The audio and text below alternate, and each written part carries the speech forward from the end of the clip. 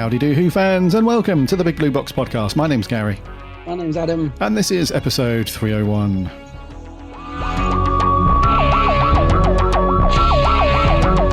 One day I shall come back. Yes, I shall come back. Until then, there must be no regrets, no tears, no anxieties. Just go forward in all your beliefs and prove to me that I am not mistaken in mine. Our lives are different to anybody else's. That's the exciting thing. Nobody in the universe can do what we're doing. I've reversed the polarity of the neutron flow, so the TARDIS should be free of the force field now. You may be a doctor, but I'm the doctor.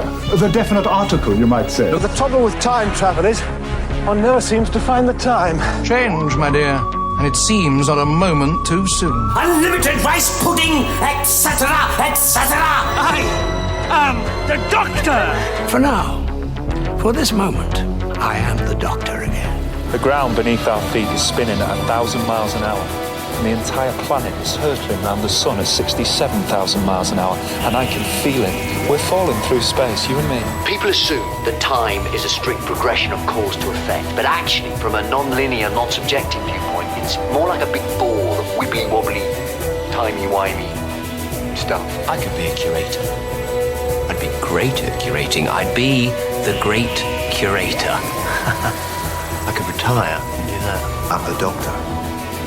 I've lived for over 2,000 years, and not all of them were good. I've made many mistakes, and it's about time that I did something about that. Bit of adrenaline, dash of outrage, and a hint of panic knitted my brain back together. I know exactly who I am. I'm the Doctor. Sorting out fair play throughout the universe.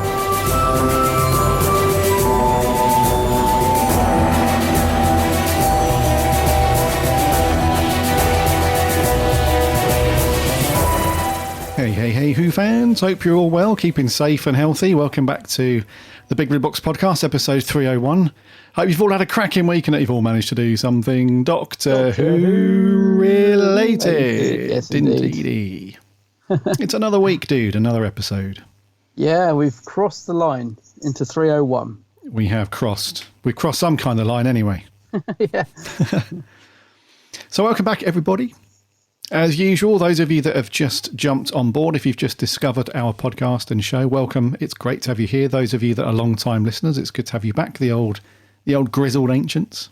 Grizzled ancients, yeah. It's good to have you back as we plough into the next 300 episodes. Yes. Last week was cool, dude. I enjoyed chatting with our awesome writing team. Yes, that was great to have those guys on, wasn't it? Really, really good fun. Yeah. They are cool guys. Yeah. I'm just imagining us doing the 600th episode, like, hello and welcome to the Big Band. They're like at 99 years old, still going. Yeah, I know, dude. It's it's hard to imagine what's going to happen, because I think by the time we get to episode 600, if that will be a thing, we would have reviewed everything in the world of Doctor Who, minus all the big finish, obviously. So yeah, I don't know. It'll be will Doctor Who still be going then? Who knows? Podcasts probably won't even be a thing by then. It'll be like something out of Blade Runner where an image pops up, and it'll be a totally different thing. We'll be like just a robot with our faces on or something going, hello and welcome to the Big Blue, and people will have it injected into their eyes or something, who knows, or into their ears, who knows. Probably be a totally different thing. Yeah. No, I always like to think I'll be a brain in the jar. A bit of Morbius action. Yeah. Yeah. So, yeah, we started it back in March 2014. So how many years has that been? 7 years-ish? Gosh. So we're coming up to a bit of an anniversary. I didn't realise that. What, March the what? I'm sure it was March the 14th that episode 1 went out, I think. Oh. So that's 2014. So what's that? I'm sure that's 7 years ago, right? 40, yes. Yeah. No, hang on. So, I don't know. Maths is terrible. Yeah. Well, it's 6 years to 2020. Yeah. So in 2028, it'll be episode 600, very approximately. Wow. So that's something to look forward to, clearly. I can just picture your other half's face as you said that. Like, you'd still be doing it, and you still do, like, as you go off to record it, you're still doing that blimmin' podcast. Well, we'll still have plenty of life left in us, dude. I mean, in 2028, I'll be 48. No, you won't. I will. I'm 40 now, so I'll be 48, obviously, when we come around to doing it. Yeah. Who knows what the future holds? We might be doing a Wurzel Gummidge podcast at that point. Oh, come on. Let's do it. Dep. Do you know, I watched, they did a tweet along of the Christmas episode over Christmas, funny enough. And I bunged in my DVD to do the tweet along. And everyone was sending screen grabs that was watching it. And they were all watching the remastered version because, as you know, being a Gummidge fan, the picture quality of the DVDs is terrible because they haven't used the original prints. And they've now found the original prints. So as a test, they reissued the Christmas special, all lovingly remastered. Well, mine is the unremastered version. Mm-hmm. My God, the difference, just looking at other people's pictures, like they were full of colour and it looked crisp. And mine looks like I'm watching it through some muddy goggles. It's unbelievable, the difference when you get the original master or something, I tell you. Dude, it's such a shame because they've added all of Wurzel to BritBox and I started watching it through. This is about a month ago. About 3 weeks ago, I think, whenever they added it. And I started watching it through from episode 1. And the image quality is so bad. Episode 1 almost looks black and white. Monochrome. It's terrible. But the frustrating thing is, I remember, I think it was last year or the year before, probably year before, on one of the Facebook pages for something to do with official Wurzel Gummidge.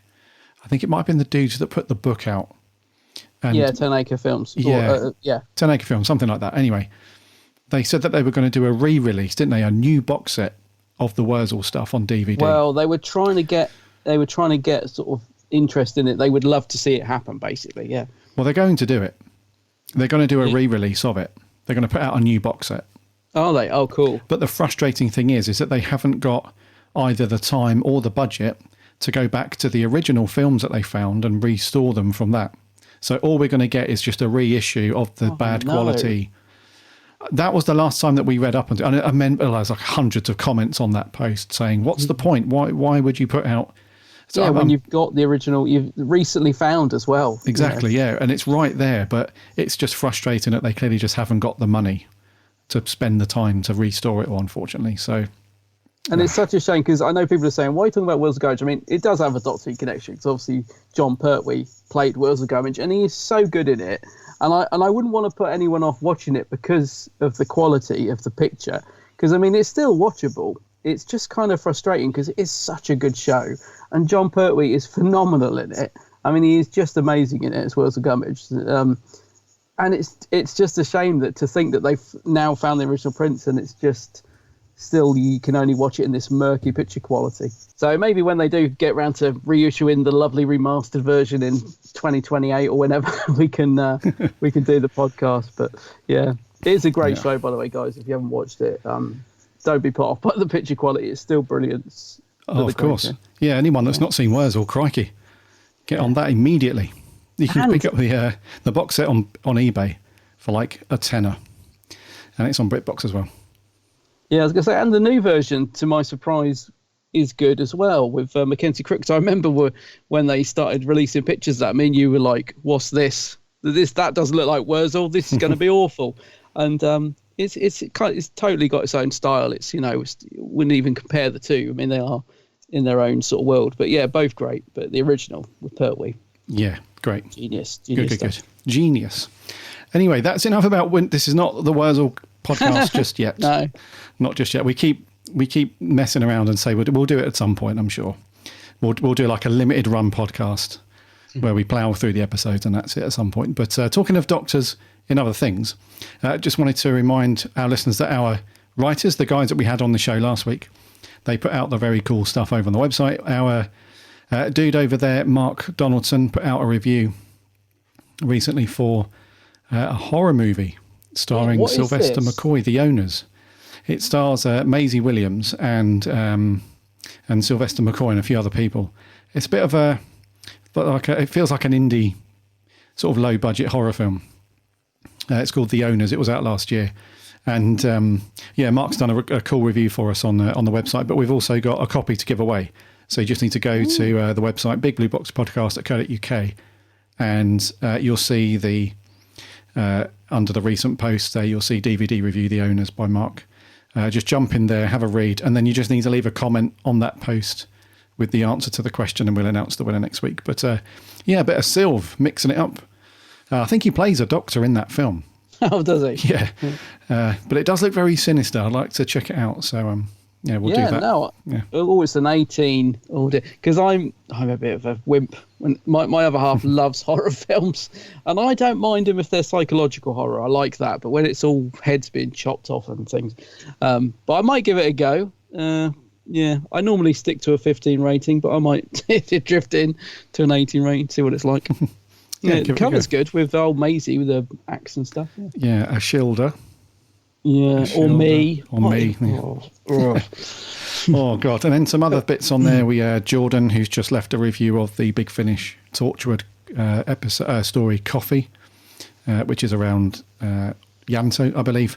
And then Jordan's also done a review of the recent Big Finish story, Colony of Fear, which is the Sixth Doctor story from Big Finish.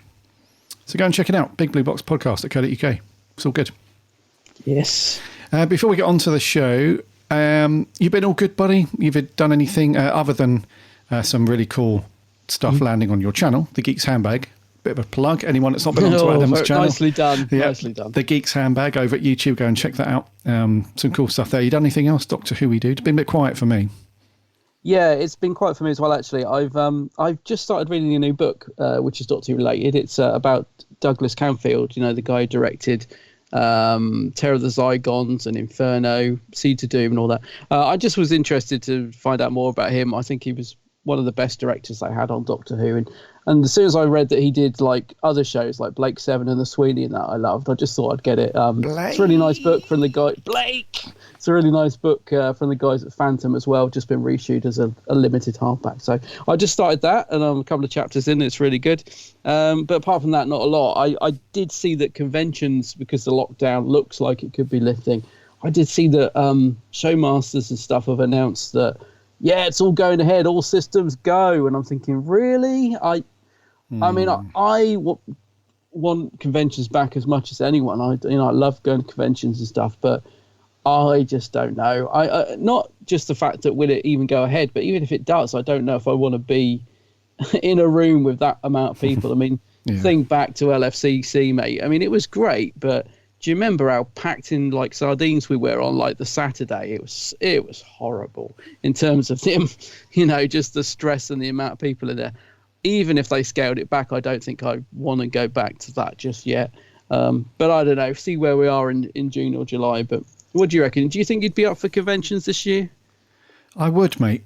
I really would, yeah. Because I really want to get back out and do the whole convention thing. But having said that, I think it might be a bit misleading for people like showmasters to come across as like, oh, it's all systems go back to normal. I don't think it's going to happen quite like that, if I'm honest. I think, I can't imagine them doing it at the same numbers as they did previously. They can't. There's just no way. There's no way. Even if like we got to the point where everyone in the country had their first dose of the vaccine and all that stuff, I think even then you'd have to maintain some sort of sensible distancing from people, just as common sense. So you couldn't pack everybody like sardines into the Olympia in London like you did before. It'd be crazy. I just can't see how they can do like the queuing and the photo shoots. I mean, you're going to have to stand like 2 meters away from the actor. I mean, Jenna Coleman does that anyway, but just in general, you're going to have to do that. I just don't know how it would work, but I don't know. I just can't see myself doing conventions anytime soon, as much as I want to. Maybe a Phantom one, because I think they're a lot smaller and a lot more sort of intimate conventions. I might do some of them if they start up again, but I don't know. As for the Showmaster ones, I think we'll see. They're easier to manage, I think, those smaller ones for obvious reasons. But the big ones, I mean, I saw that MCM were going to do another one this year, but they've pushed it right back to, is it MCM or Wales Comic Con? I think it's Wales Comic Con. They've pushed it back to, I think it's October, might even be November, I can't remember, but it's way back in the latter part of the year. Yeah. Which is a bit more sensible. I think a Showmaster's thinking of doing it in July then, like the normal London one. I think I'm right in saying this. I'm sure they put on Facebook the July one's going ahead. I could be wrong, but I'm pretty sure it was the July one because I remember reading the statement thinking, seriously? I'll miss that one then for sure. I'm not going to. I wouldn't go to that if they're trying to get it back to what it was with the same numbers, the same capacity. Then there's just no way. I'll give that. But I think even if they tried to scale it down, it'd be difficult. But I don't know. I do miss them though, mate. I do miss the old cons. Mind you, having said that, I bailed on the last whatever the last Showmasters one in London before the pandemic. So what that would have been 2019. Yeah, it must be. Yeah. Yeah, I bailed on that one, mate, because I'd done the past 4 or 5 years on the bounce. Well, the last one you would have done would have been when they got all the doctors, I guess, which was a good one, wasn't it? That was 2018. And then the following 2019, year, sorry, yeah. Yeah, and the following year they didn't get. I remember we kept saying leading up to it, there's not many, there's not many sort of guests that I'm that bothered about meeting, and I think you just decided it wasn't worth it. Yeah, I've done 4 of them on the bounce, I think, 4 years, and just wanted a break from, because as much as I love the Showmaster stuff, I just cannot stand the venue that they do it at. Yeah, I know. Yeah, it's bloody awful. Which is why the old venue. Yeah. Exactly, mate. Which is why the MCM stuff, which I really need to get to. We need to go to one of those, dude. Defo. MCM, yeah. Yeah, because the XL is such a cool venue for that. Because we went to the Doctor Who festival at the XL. Do you remember? It was such a good venue, Yeah. And but the Olympia, I think it's called the Olympia 2 officially, that Showmasters use. It's a lovely old building. Don't get me wrong, but in terms of running a Comic-Con in there, it's just bloody awful. Yeah, I always feel like the stairs are going to collapse. So like those rickety old stairs you have to go up to get to the upper level. Every time I'm on them, and there's about sort of 30 people going up and down them at any one time, and you're just rocking on the stairs to get up there. I always think it's an old building. I don't think it's really equipped for that amount of people. No, I read you, dude. The only one thing I've done since we last recorded is I started reading Andrew Cartmell's book again, Script Doctor. Oh, it's brilliant. Yeah, I saw a flood of tweets of people who have received like the new reprint version, and I was like, oh yeah, I'm going to dive back into that because it was a very cool book. It's one of my fave books around the classic era of Who. I think it's one of your faves as well. Yeah, it's very cool. It's a great book. I love the snazzy new cover on it as well. Yeah, Script Doctor, brilliant book. Yeah, right. And it is one you can read over and over again, actually. It's got so many nice moments and stuff that Andrew talks through. It's definitely got, what do you call it, reread value? Rereadability. Rereadability, like let's call it that, yeah. Yeah, so I started reading that. I'm a couple of chapters into that. It's very cool. And but yeah, other than that, I've not watched any other Who or Torchwood or anything, so yeah. No, I haven't either. I need to dive into a bit of classic Who soon. I think I've had a few weeks off now, so yeah. Yeah, cool. All right, so I reckon we should land it and talk about this bit of news we got. A bit of news?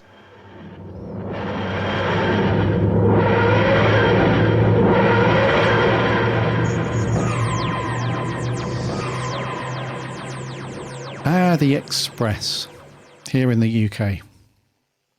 And this story comes via their website, express.co.uk. It might have been in the print newspaper, I'm not sure. But we are here again, dude. We are here again with the newspapers banging on about Jodie's replacement and all this jazz. But they seem to have taken it a step further now. So we went through the whole thing, didn't we, a few weeks ago when this rumour broke. And it's still not official, but this rumour broke that Jodie is off. She's had enough.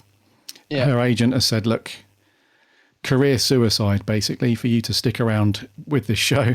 So we advise you to go. And she's like, yeah, I'm off. And we obviously know that Bradley Walsh and Tosin Cole are definitely off. That's that much is obvious. They've gone. Yes. Jodie, we still don't know officially. But anyway, the Express have now been speaking to the bookmakers here in the UK. And now the odds are stacking up on who the new Doctor's going to be. Now, there's a front runner and there's also a name that I don't think has been popped in the hat too many times, but they're now trying to push that person up the ladder, it feels, a little bit. So, those of you that have seen Friday Night Dinner or Plebs or a couple of other things, you'll know of a guy called Tom Rosenthal. And the reason why they're linking this guy is because I personally think he's a great actor. He's very funny, got a bit of quirk to him. I think he might be a good fit, albeit very, very young. They're also saying that because he worked with Chris Chibnall alongside David Tennant and Jodie Whittaker in Broadchurch, apparently they have a very good relationship along those lines and that kind of thing. So the bookies are saying that, Tom Rosenthal is a name that should be considered, and they're putting odds on him and stuff like that. So the odds at the moment, and this is with Betfair, by the way, here in the UK, and just as a disclaimer, we don't encourage or gambling or anything like that. So take this with a pinch of journalism on our part. This is not an endorsement into betting with any company, not just Betfair, on replacement doctors and so on. But the bookmakers Betfair have got him at 10-1 to be the next Doctor going off in the TARDIS. The front runner apparently is Chris Marshall. Come on. He's in at 3-1. No way. That again. Chris Marshall. Yeah. Yeah. He's not that young, Tom Rosenthal. How old do you think he is, mate? I know he always plays like teenagers and stuff, but how old do you reckon he is? I think he's in his late 20s or early 30s. He's 33. Oh, he's 33, right. He doesn't look it, does he? He looks about 20 at the I think he'd be superb, actually. I think he'd be great. I think so, yeah. But I don't think it will be him. I'm pretty sure we'll get another female Doctor after Jodie. And to be honest, I think we should. I don't think we should just have one and then go back to male yet. I think it'd be good to have another female Doctor, but he would be cool. I think he's got that sort of quirkiness, and he is a good actor, you're right. He's been in quite a few things I watched. He was in the Dad's Army. They did like some reenacted some missing episodes and refilmed them and stuff. He's just it's just something about him. He's got that look. I could totally see him as the Doctor. I would love it personally if he was the Doctor, but I don't know. I can't see it happening. Yeah, it's tough. It's a tough one because Chibbers. Should I say this? Should we talk about this? Go on. No. Say it. So it feels like Chibbers, even before he was officially announced as showrunner, it feels like he's had a bit of an agenda for Doctor Who. Yeah. And I mean that from a political point of view, with the whole female Doctor thing.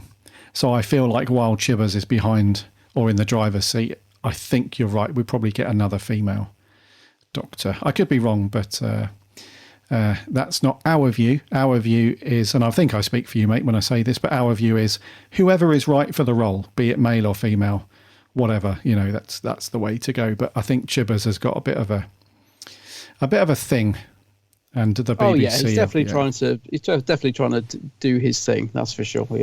Yeah, for sure. And I think the BBC are a little bit like, there's been so much conversation online over the last couple of months, about the BBC.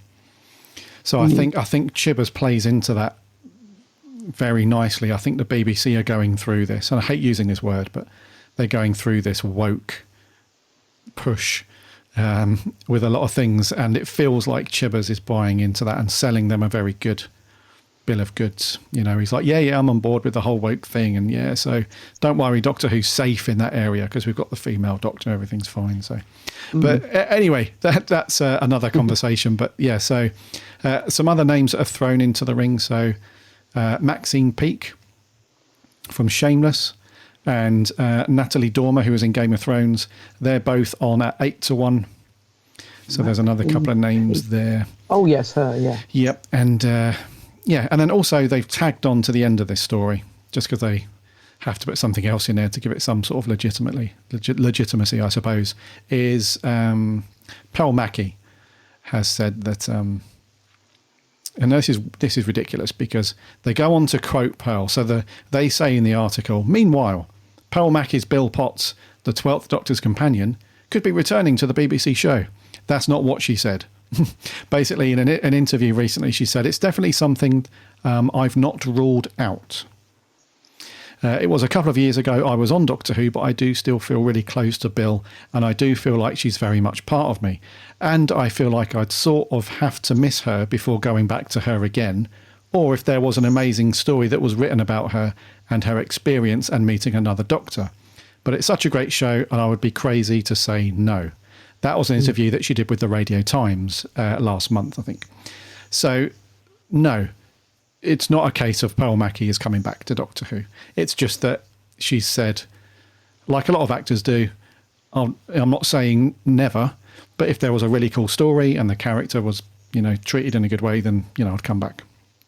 I can totally imagine Bill with the 13th Doctor, actually. I reckon they'd work quite well together. But I'm trying to think how Pearl's story ended. She's dead, isn't she? Bill, I mean. She got turned into a Cyberman. Because I remember that whole thing in Twice Upon a Time where the Doctor's like, you can't be here, you're dead, stop trying to fool me and all this sort of thing. But I can't remember quite how that got resolved. Is Bill dead, or is she stuck in a puddle somewhere? I can't remember what happened. Didn't she link up with the girl from Puddle the Girl. Puddle Girl? Yeah. I think so. Are they trapped somewhere? I can't remember. Yeah, I mean, I have to. Those of you that have listened to us for a while now will know that I don't really watch the Capaldi era, unfortunately, because I really cannot remember. But I'm pretty sure she's with that Puddle Girl somewhere. Yeah, I think so. Yeah, I mean, it's Doctor Who. Anything could happen. You can bring back anybody, really. Course, yeah. So it's not a big deal. But yeah, I was just trying to remember. But yeah, I wouldn't mind if she come back for an ep or two. Yeah. Okay. So in closing, then, what do we think then to Tom as the Doctor? Well, it's definitely more likely than Chris Marshall. And I actually think Chris Marshall would be a fairly decent Doctor as well, but that rumour has just been going around for so long that it can't possibly happen, surely. I think he'd be good. I do think he's a good choice, but I don't see it happening personally. Yeah, Tom Rosenthal. Apparently some people have compared him to Tom Baker as the Doctor. Yeah, I can't see that. I see more of a McCoy, Troughton-y kind of Doctor to me, rather than Tom, but there we go. Yeah. Anyway, we'll obviously keep you updated. Please don't buy into too much of this. This is just press doing their we're already wrapping. thing. We're already folding up the newspaper and using it as chip wrapper. Exactly. Yeah. But we don't do rumours here. But we'll let you know if this comes of anything. And we'll talk about it, I'm sure. So that's all the news we've got. Let's crack on, dude, with the review. What we got this week? Oh yeah. So this week it's a Torchwood episode called "Dead Man Walking." Time is 21:30. Autopsy on Owen Harper, Torchwood Officer 565, age 27. Autopsy begins. You can't use it. Who knows what'll happen? Oh my God! I was hoping for a miracle. Where did it go? It's here. The energy just went off the scale. What is that? What is that? Ooh. What is it? It's death, that's what it is. They have that glove lying around. The Addams Family. Dead Man Walking was first broadcast back on the 20th of February, 2008. 2008. Yeah. As part of Series 2, as we go through that, it was written by Matt Jones. It was directed by Andy Goddard. Stars the usual Torchwood Hub people at this point. And the synopsis is, in the previous episode, Owen was shot and killed at the end. And in this episode, they bring him back to life, basically. But there's a bit of a twist as he was in, like, the, I guess you would call it the afterlife-y bit. Yeah. Before your soul properly passes on, I think. There was the Grim Reaper, essentially, was trying to cross over into our world through Owen's body and so on, which ultimately happens and goes on a bit of a soul reaping spree. And I think it kind of dives into a little bit of lore and mythology around that whole Grim Reaper thing. And from what we know, in the past when this has happened, it's got to 12 souls and then was defeated somehow.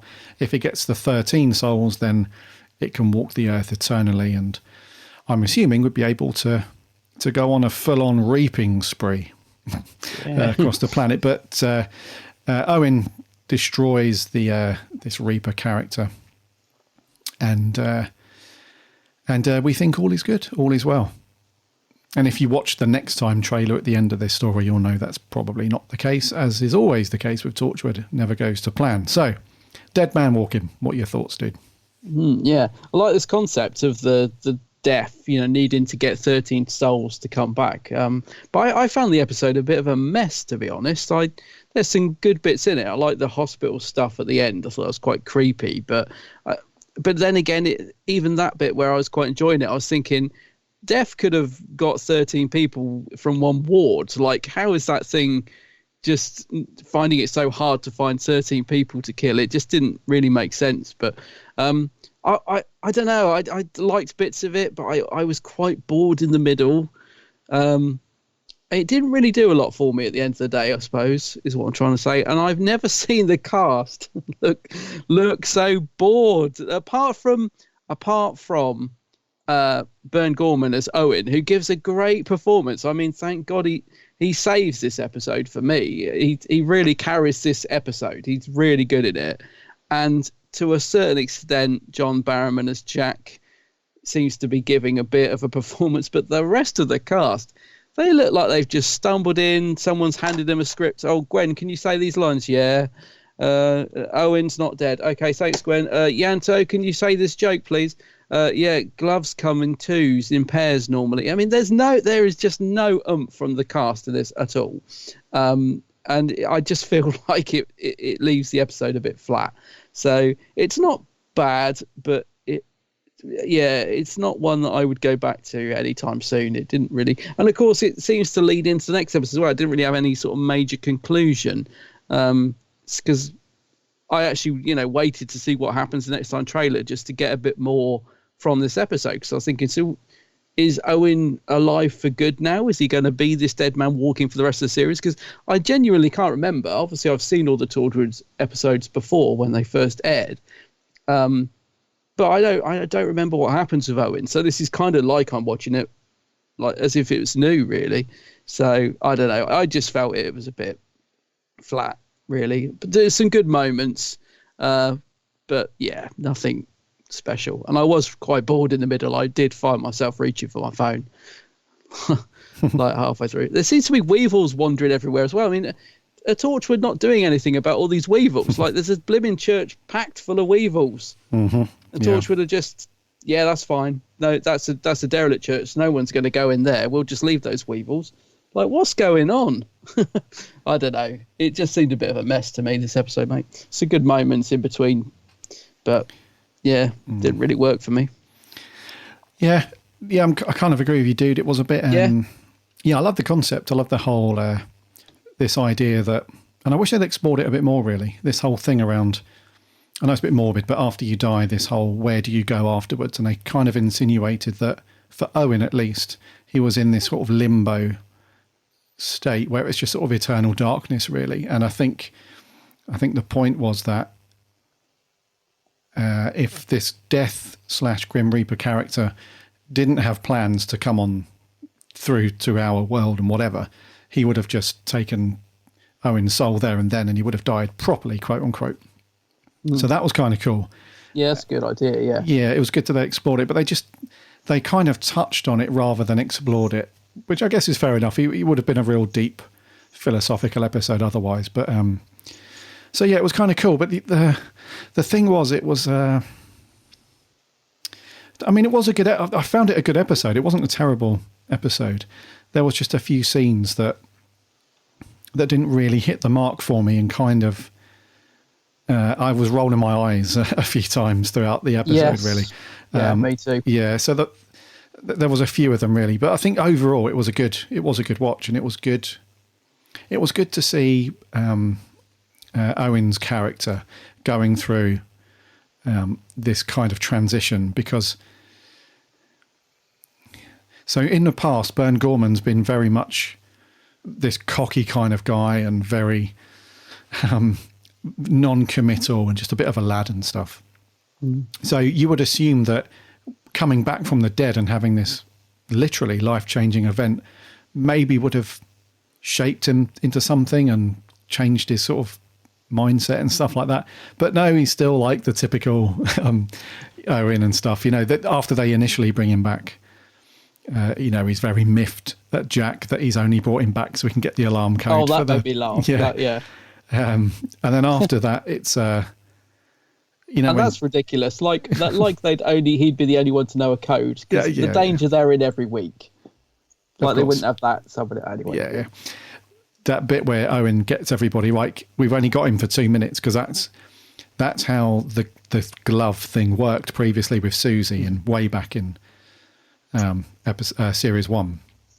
Supposedly that person's only back for a couple of minutes sort of thing. And so he gathers everybody around. He's like, right, say your last goodbyes, And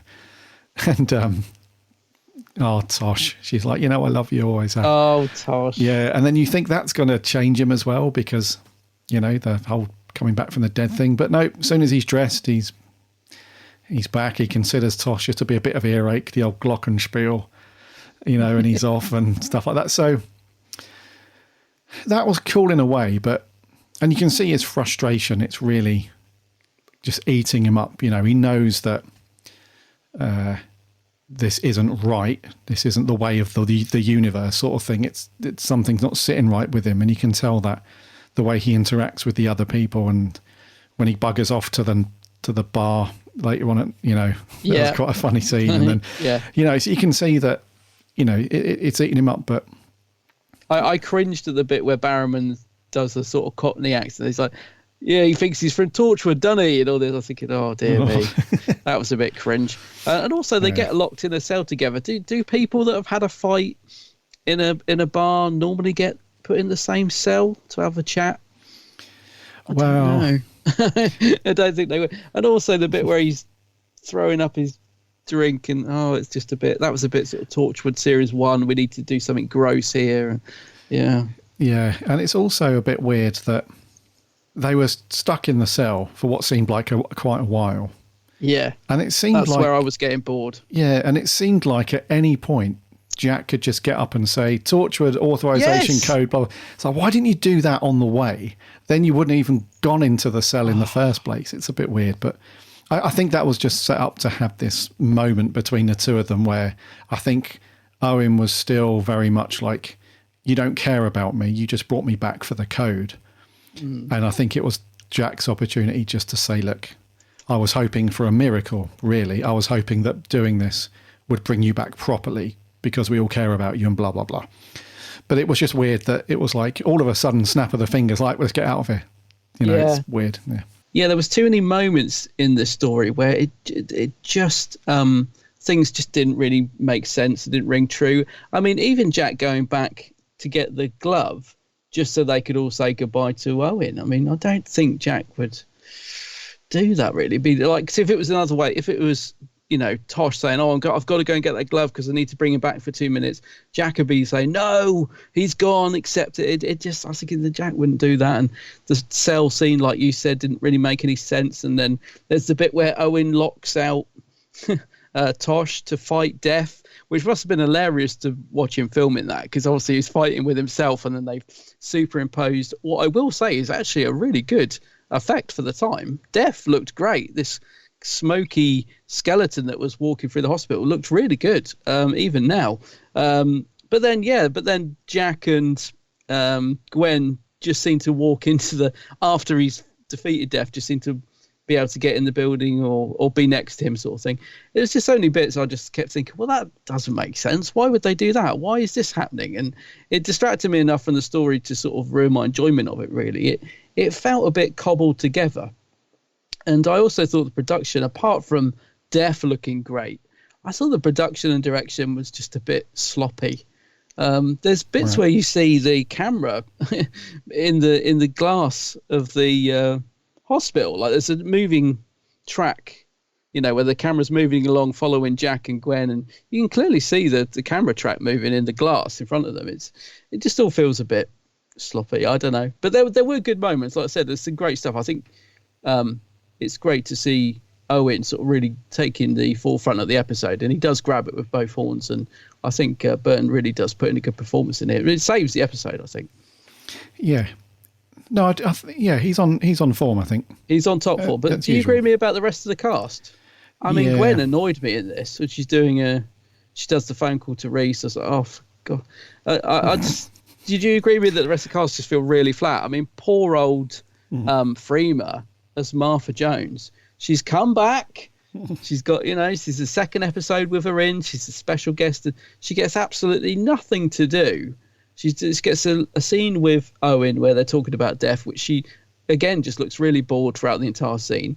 Then she gets made really old, so she's turned into like a really old version of Martha, which is quite interesting. I thought when that happened, I thought, oh, finally they've given Martha something to do, albeit the fact that she's just going to lie on a bed, look with Jack showing her how old she is in the mirror, which again, I was like, why would he do that? Why is he just stood in the background showing her a mirror saying, look how old you are, look what's happened to you? It's like, what's going on?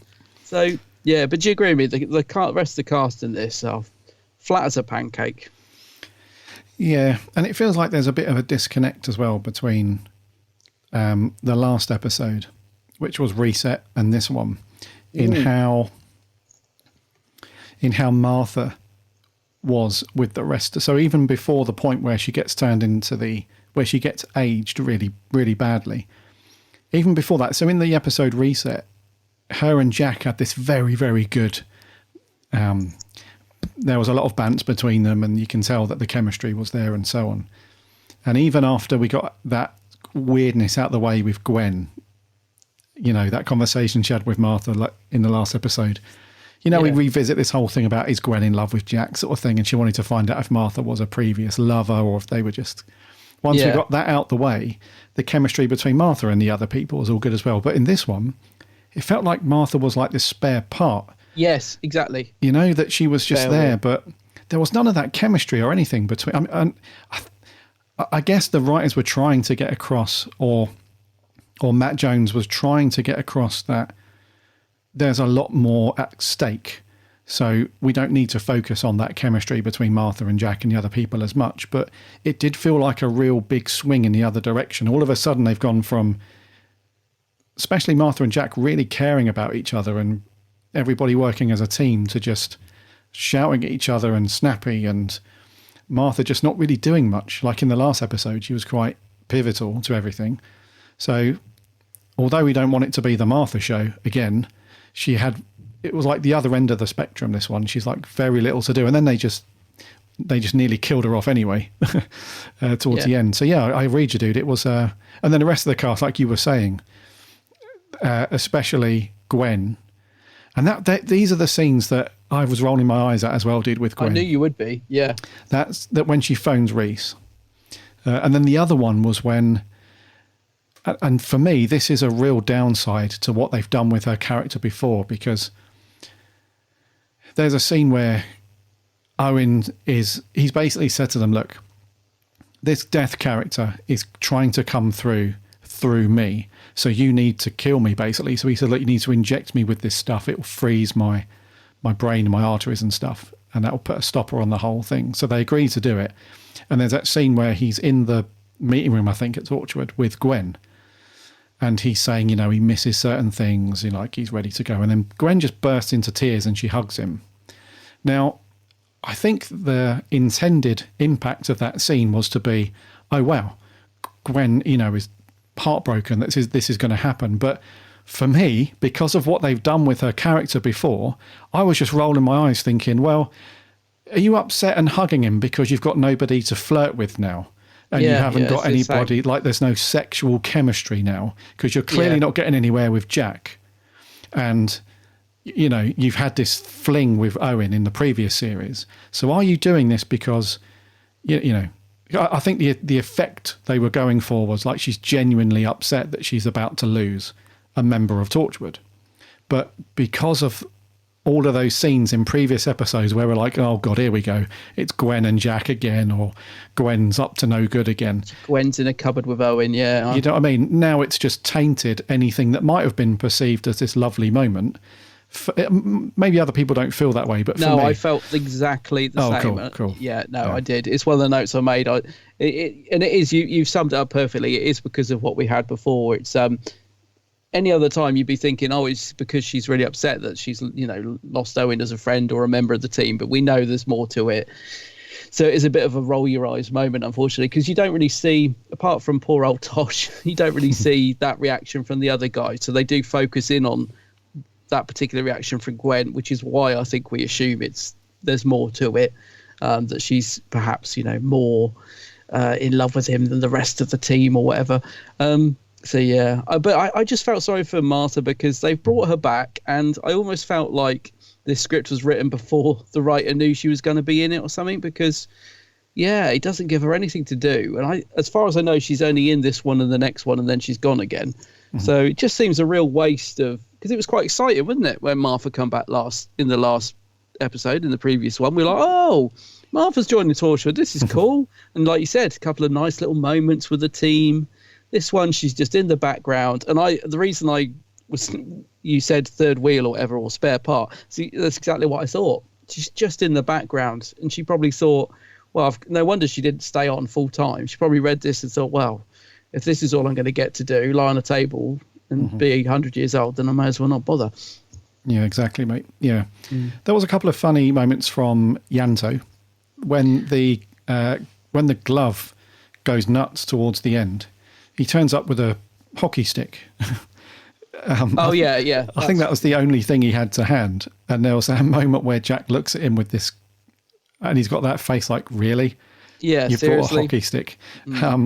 But then again, in typical Torchwood fashion, that coolness was undone when, it's just a single bullet from a gun that supposedly kills this supernatural Why couldn't Jack shoot it as well? Why does he have to throw it to Owen to do? Symbolises It's Owen. Right there in front of it. And one shot and it's done. I know that was another thing. If I was the director, I would have got Yanto to have redone some of his lines. Like, normally he's quite good with the quirky stuff, and the scene with the hockey stick's fun. But yeah, that line, like, he gets quite a good line, doesn't he? When she says, "Oh, how many gloves are there?" Well, they normally come in pairs. He normally delivers it with a little. He's like, well, they normally come in pairs. There's no for fun or anything in the way he delivers the line. Like, if I was Andy Goddard, the director, I'd said, sorry, Gareth David Lloyd, could you just do that again with some blimmin' effort, please? Because it was just like, there's nothing. Absolutely nothing. But he's normally quite good with the comedy stuff. Yeah. Yeah.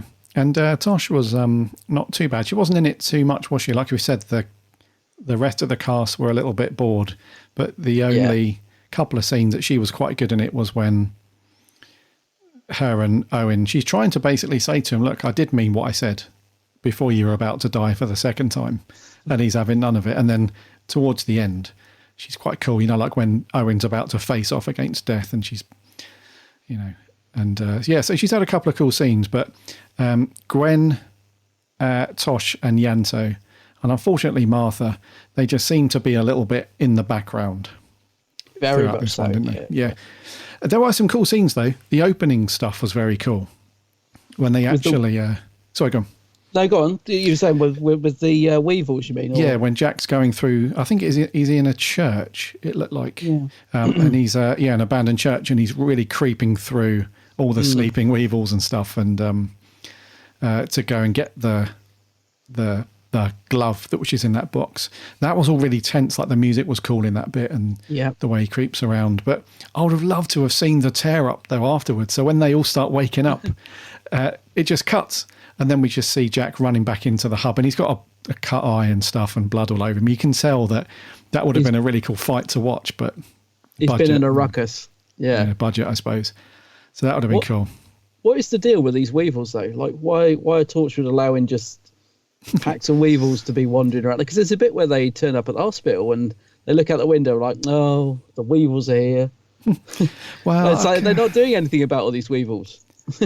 Yeah, I think it's I think that's literally a case of they've got bigger fish to fry at that point, trying to stop literally death from conquering the earth, I think. Now, what did you think of the bit at the end, talking of conquering death? So there's almost a bit of a well, they not in your face, but there's a scene where Owen, I keep going to say a different name, Owen is talking to a kid who's terminally ill with cancer, and he gives a bit of a speech, not to camera, thank goodness, but he does sort of give this speech about conquering death and it's not the end of stuff. Now, did you think that was handled well, or was it a little bit too in your face? What do you mean, the realization that Owen comes to, or do you mean the actual physical fight? Well, no, he gives the sort of, like a bit like the Doctor gives that speech at the end of all Fifth One, which is like, if we don't do something about the planet now, it's nowhere near as bad as that. But there was a bit where he's like, I'm going to show you how to defeat death, and I'm going to show you it's not the end. And it was a little bit cheesy, but I did think it was quite a good metaphor for what was going on. I just wondered how you felt they handled that. Yeah, I think it was quite nice, that bit.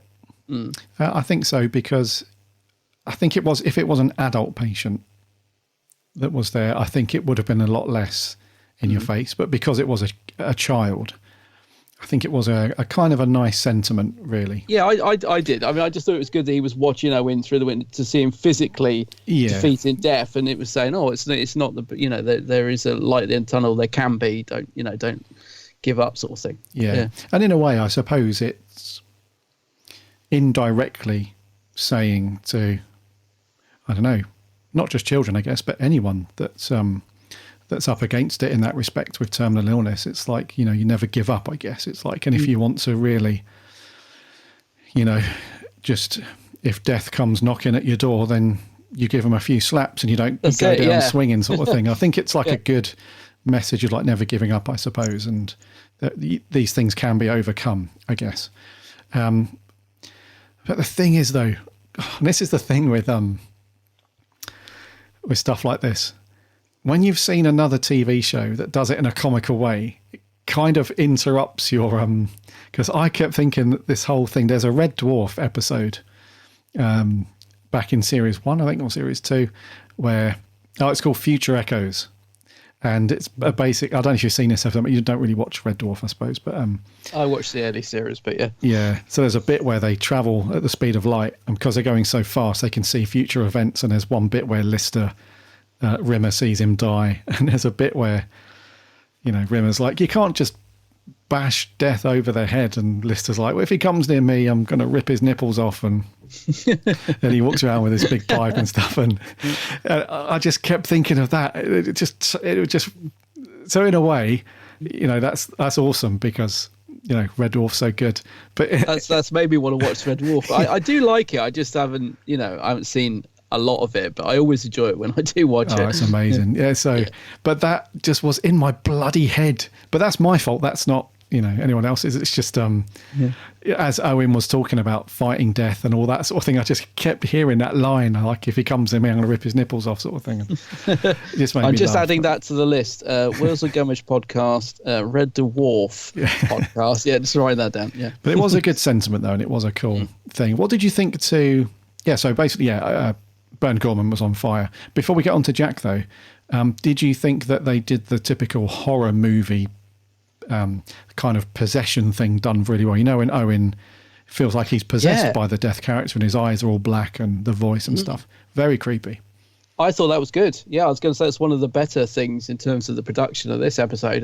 That looked good. Bern just really suits those big black eyes. It's proper scary, and the voice and everything, and that was done well, and it was proper creepy. It was. For me, that's when the episode sort of kicked in a bit. I was starting to drift off, and then when he turns evil, I was like, oh, hang on. It drew me back in. Yeah, so that was good. Creepy times. Okay. And the stuff in the hospital, with death going under the beds, all that was pretty good. I basically liked the first 5 minutes with Jack in the church, and I liked the last 10 minutes in hospital, I think. Right. Yeah. So Bern Gorman was great, and his line was quite funny. Owen Harper, King of the Weevils. Yeah, that's quite cool. So what do you think to Jack then? Because Jack gets stuck in this one. There are a couple of episodes that as we've gone through Torchwood, where he's a bit quiet and he's a bit sidelined perhaps, and they try and focus on some other characters. But this one, he gets stuck in quite a bit, and he's in it a lot. He's in it pretty much every scene, bar the last bit with the fight with death. But other than that, he wasn't too bad, in my opinion. He wasn't too bad. Not his best, but not too bad. No, I mean, I think he was a bit. Yeah, he was fine. There's nothing outstanding from Barrowman in this. I was going to say he's going through the motions a bit, but that's probably a bit unkind because he's not bad in it at all. But yeah, there's nothing spectacular for Barrowman in this. I think it's quite a nice idea that he can sort of sympathise with Owen because Jack can't die, and now it seems like Owen can't die. So I think they could have played up to that a little bit more. There's a bit of a discussion between them about it when they're in the cell, but then Jack starts going on about how he dated Proust or something. I don't know. So I think they could have played up to that a little bit more. Maybe they will in the next episode. To me, this feels a bit like a two-part story, though. Like, where is this going? Does this continue in the next episode? Yeah. Well, I mean, clearly it does. So it does feel a little bit like part one of a sort of two-part story to me. So I don't know. Maybe I'll look better on this one when I've seen next week. So I don't know. Maybe. But yeah, Jack was fine. Yeah, he was fine. He's good in the scenes he's in, but just nothing special. Yeah, that's what I thought. He was kind of middle of the road as Captain Jack. Nothing. We've certainly seen him we've seen better performances in other episodes. Put it that way. Yeah. I assume you thought exactly the same thing as me when the glove started walking on its own. Did you hear the Addams Family music? Yes, it is in the background. What else can you do though? If you need to get a glove, unless you do like the old, very unrealistic, just floating around like old Who on wires. The only other way you can get a glove moving around is up on its fingers, I suppose. Yeah, I mean, yeah, there isn't a lot else. There's nowhere else they could have gone with that. The problem is it does make that scene quite comedic when it's not supposed to be. But having said that, it is kind of creepy as well when they don't know where it is because you're waiting for it to jump out. So I did go from sort of laughing at the fact it was, a bit Addams Family moving across the floor to suddenly like, where is the thing then? And then it jumps out on Martha's face. So, yeah there's not a lot you can do with that. Yeah, that was a bit alien, wasn't it? Like face hugger kind of thing. But yeah, the other thing is that it really relies on the actors to sell their performances because other than the computer generated or the whatever, how they achieved the look of it knocking around by itself on its fingertips, the other bit was when it did launch itself at someone's throat or their face, the other actors are clearly just holding on to a glove and pretending that it's forced onto somebody. Oh, the bit when it's under his shoe looks really bad. It's like you could just tell it's like there's no pressure on it at all. Yeah, so that relies on the other actors to sort of get their physical acting nailed because they need to make it look like they're really straining to pull this thing off that's being forced onto somebody, but it's just an aluminium prop.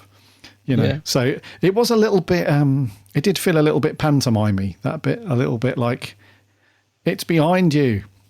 Yeah. And then when it does jump on, we have this kind of, it almost felt like we needed some Benny Hill music in the background. Now, if you'd done that on, that'd be hilarious. Yeah. So it was okay, though. We've seen worse, I think. It was defeated too easily, though, wasn't it? One gunshot. I mean, it's supposed to be this really powerful glove that's so powerful that Jack's had to hide it in the church. So yeah, I was a bit disappointed that one gunshot from that ridiculous pistol that Jack carries around managed to defeat it. Yeah, no, I read you. And then music-wise, I just want to pick up on this quickly. I felt like some of it was quite creepy, which is good. The rest of it, like the bit at the beginning with Jack in the church, and there was a couple of bits around when Owen and the rest of them are in the hospital and that kid's creeping around and they're looking around for it and stuff. It's a little bit creepy and sinister, which is good because I think it needed it. I think this episode really needed, and for me, I would have loved to have played up on, like I said earlier, and explore more of the horror aspects of it. Yeah. The whole death character a bit more and that afterlife-y stuff. So I think it kind of tried to edge into that a little bit at times, but then it sort of was brought back to reality in a typical Torchwood stuff. But music was a little bit creepy in places. It was cool. But I felt like it just needed a wee bit more.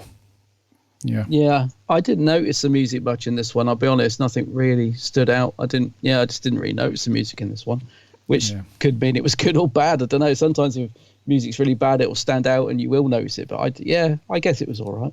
I think the episode just needed to kick in a bit quicker, and there was some really good stuff. I think it had potential, basically. Like you said, there were some good moments in it. The stuff with the glove, the the Weevil stuff at the start and the hospital, they should have really utilised this stuff more, because that was good creepy stuff, but it was just the stuff in between all that didn't really work. Yeah, I agree.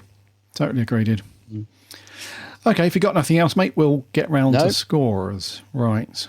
Let's do it. I think it's me to go first. Yeah, I was going to say, she'd go first, I think. Yeah, I'm going to give this a 6.5. What's the 0.5 for? So the 0.5 was for their attempt. So the 6 was for it's just a decent Torchwood episode. Nothing amazing, but certainly not terrible. It's a good, fairly good watch. The 0.5 was their attempt to try and do a little bit more in that area of the character of death and the afterlife and stuff like that. But they just didn't quite, they couldn't spend enough time on it and didn't flesh that out enough. So yeah, the 0.5 is for that attempt to try and do something cool with that. I hear. Well, I'm giving it a straight 6.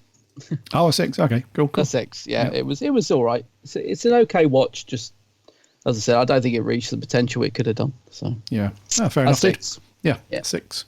Okay, we've got some reviews in from our listeners, which is really cool. We had 4 audio clips in, so let's crack on with those. The first one, as usual, from Down Under, Sammy Satine. G'day, Gary and Adam, Sammy Satine here. Happy 301st episode. Who's to at least 300 more? So, Dead Man Walking. It's an interesting concept. I do worry that they decided to have said alien thing attack poor Martha 2 episodes in a row now. Martha deserves better. I think sometimes various members of the Torchwood team don't get enough to do, like Yanto, and in this case, Gwen a bit too. Also, I think Ben Gorman deserves a lot of credit for his acting in this. I like the kid who plays Jamie too. Nice defeat death thing because Owen's already dead. Death can't take his soul because he already did. I give it 7 alien gloves out of 10. See ya. A 7. A 7, and I think we're pretty much on the same page there by the sounds of it. I think so, Sammy. Yeah, and I agree with you about Martha. It's just, getting her ass kicked again. But yeah, 7 gloves out of 10 from Sammy. Very cool. Moving on, Joe Turner. Let's do it. Very much a tale of resilience. Dead Man Walking gives Burn Gorman a chance to showcase his acting talent, and he very much delivers. Throughout this episode, Owen is vulnerable. After all, he can't eat, sleep, or go to the toilet. And I enjoy seeing this side of him because often Owen is arrogant and self-centered. I find some scenes in this incredibly creepy, especially when Owen flicks from reality to the land as dead. It makes us as a viewer also consider life after death. The CGI for death wasn't great, but the concept is superb, playing on the real-life myth of the Grim Reaper, and I love how it ties in with the Black Death, a fascinating part of history. But the standout moment for me is when Owen beats death. I love the speech he gives to young Jamie, who is suffering from cancer, giving him a sense of optimism that not everyone dies, and some beat death. The score as well that accompanies Owen is brilliant. Oh yeah, and that scene in the cell between Owen and Jack when Owen is sick is quite honestly disgusting. But overall, I give this 8 out of 10. Thank you. It is a bit gross, isn't it? It is gross. Now, I'm surprised to hear Joe say that the Grim Reaper CGI didn't look very good. I thought it looked quite good. But, I don't know. 2008, I think the effects are pretty decent. But it was okay. I think the particle effects and the smoke and everything looked really good. I think maybe it was the skeleton and how it moved underneath in the midst of it. Fair enough. Still pretty good, but yeah. Okay, cool. Thank you very much, Joe. Let's move on. This is Mr. Neil Cam. Hi guys, how's it going? So Torchwood, Dead Man Walking. It's a creepy episode, isn't it? It's nice to see one of the other characters be the focal point of the episode. I always think that's good when they're not necessarily focusing on Jack, which is the norm for most episodes. So it was good to see Owen get the spotlight and Burn Gorman put in a really good performance. Some really cool scenes, like, the scene that he's in the nightclub and, with all the different camera angles and stuff. I thought that was cool. I laughed whenever he's like, "You only brought me back for that." Whenever Jack says he wants him to tell him to, alien Morse codes and stuff. And then obviously the scene where Martha gets aged, it's sort of reminiscent of the scene that, she was present for in Doctor Who Series 3 when the 10th Doctor, he got aged. So it was kind of similar to that. But yeah, all in it was good. Like, I mean, Owen being Owen, still at times he's really nasty to Tosh, and that's not cool at all, is it? But yeah, it's a good story, like, and it's good that at the end, the child, with the leukemia, he death doesn't get him. But yeah, all in, I'm going to give this a 8 out of 10. Cheers. An 8? An 8, yeah, nice one. Yeah, nice one, Neil. So I think sounds like Neil's a fan overall of that stuff. So yeah, nice one, dude. An 8 out of 10 from Neil. And lastly, this is TARDISNet 66. So Dead Man Walking, I really like this episode. For me, it's very much better than Reset. I really like Ben Gorman's performance in struggling to come to terms with himself as a dead man when he is not able to operate in the simple pleasures of life. And his relationship with Jack is great in this story with their very opposite struggles. I think the scenes of death in the hospital are very dark, very atmospheric, very creepy. I do think the glove could have been better set up and established, as it's very forced into the story. I think some of the action sequences lack the thrill the story wants it to have, which affects the pace of the story. I like seeing Owen face death at the end, it's very emotionally satisfying. This story very much begins the deconstruction of Owen as a character, with his arrogance and the humour he puts up to protect himself very much beginning to break down. I always struggle with ratings, but I'd probably give it 7.5 out of 10. 7.5. Yeah, it's funny, isn't it? Owen's character, it's I've grown to quite like him, actually. He was really sort of cocky in that in Series 1, and he still is now, but they've made him a bit more comedic with it, I think. I quite like him now. Yeah. I just feel sorry for Tosh. Yeah. Oh, bloody Tosh. Poor old Tosh. I saw a film the other day called Everest, and she was in that, like, big Hollywood. Oh, yeah. Film. Yeah. I'm pretty sure she's also... Oh, am I right in saying? I'm pretty sure, Eccleston did this thing called Lennon Naked, where he played John Lennon. I think Tosh played Yoko. Oh, okay. I think. Oh. She's very good, though. She's very good. Yeah. Anyway, thank you very much, Neil. Sorry, TARDISNet. Some great scores there. We didn't have anything from our Facebook listeners, but we did have a couple of tweets just very shortly. Just very quickly, sorry. Jordan Shortman, one of our writers, says, I really enjoy this one. Horror seems to really fit the Torchwood style, and Owen is wonderfully creepy when he's taken over by death. The scenes of death in the hospital still haunt me to this day, and probably the reason why hospitals scare me so much. A good, solid story. Thank you much, Jordan. And lastly, Chippy T says, spooky, creepy and disturbing. Some great sci-fi horror ideas are handled really well. 8 from me. Thanks. An 8. An 8. Quite, well, reasonably higher scores than ours there. I think me and you have gone the lowest scores out of everyone. But, yeah, sounds like it. Yeah. Some good scores there, though, as you said. So, yeah, thank you very much, guys, especially the guys that have taken the time to do your audio reviews. They are awesome, as always. And our listeners over on Twitter, thank you very much for that. Next week, dude. Where are we at next week? Next week, yeah, 10th Doctor next week with Partners in Crime. Oh. That's the Adipose one, isn't it? It is the Adipose one, yes. Yeah. I think this is the... isn't this the first proper Donna Noble story after the Christmas special? I think it is, yeah. So. I'm not sure, yeah. It's been a while since I watched this one. This might be actually this will be a one that I can actually watch with my wife, because not only does she like David Tennant, but she really likes Donna Noble / Catherine Tate, and she really likes this episode because of the cute little Adiposey things. Oh, sweet. I haven't watched this one for ages, so I'm quite looking forward to this, watching this one again. Yeah, it's going to be good. Alrighty, let's wrap it up for 301. Alrighty.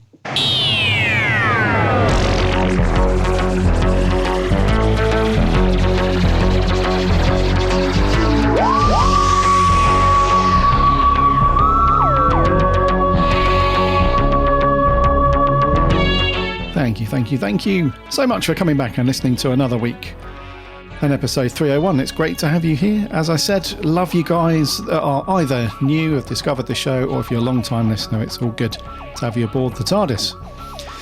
Remember to go and check out this the episode that we're going to do next week. So get your DVDs or Blu-rays or BBC iPlayer. I don't think Doctor Who's on Netflix in the UK anymore. I think they took it off. I think. So however you watch Doctor Who, go and check out Partners in Crime, because we'll be asking for your thoughts and reviews next week, as always. And let us know what you reckon on the old odds for the next Doctor, whether it's going to be the dude from Friday Night. Yeah, we're not sure. It's always a funny old thing. I'm not sure if other countries do this, but here in the UK, the tabloids just go nuts for it, and then the bookies go nuts, and it all ends in tears, mate. Every time. But anyway, remember to subscribe to our show. You can do that in whatever podcast app you get your podcasts on. Just do a search for the Big Blue Box podcast. We'd love to have you as a sub. That way you won't miss a show when it lands every Friday. And you can head over to the website if you don't have your podcast app. Every episode is on there. You can listen to it there. Plus, you can read all of the cool reviews and articles from our writing team. We're on the socials too, Instagram, Twitter and Facebook. The link's on the website, or just do a search for us. Come and chat Doctor Who throughout the week. And we have a free Discord server as well. So there's a link on the website. Come and sign up and hang out and chat plenty of Doctor Who and Torchwood and Sarah Jane and lots of other things over there. Also, remember to go and check out my co-host channel. It's over on YouTube. It is, of course, The Geek's Handbag. I'm busy doing videos right now, so there'll be some new stuff coming up imminently. Adam is knee-deep in filming and editing as we speak. Yeah. Yeah, so some really cool videos have dropped recently on Adam's channel. Plus, there's years worth of very, very cool geekery over there. So remember to go and check all that out. Adam is on the socials too, under the same name, The Geek's Handbag. So come and give him a like and a follow as well. Yes, until next week, have a great week and take care of yourselves. My name's Gary. My name's Adam. And remember,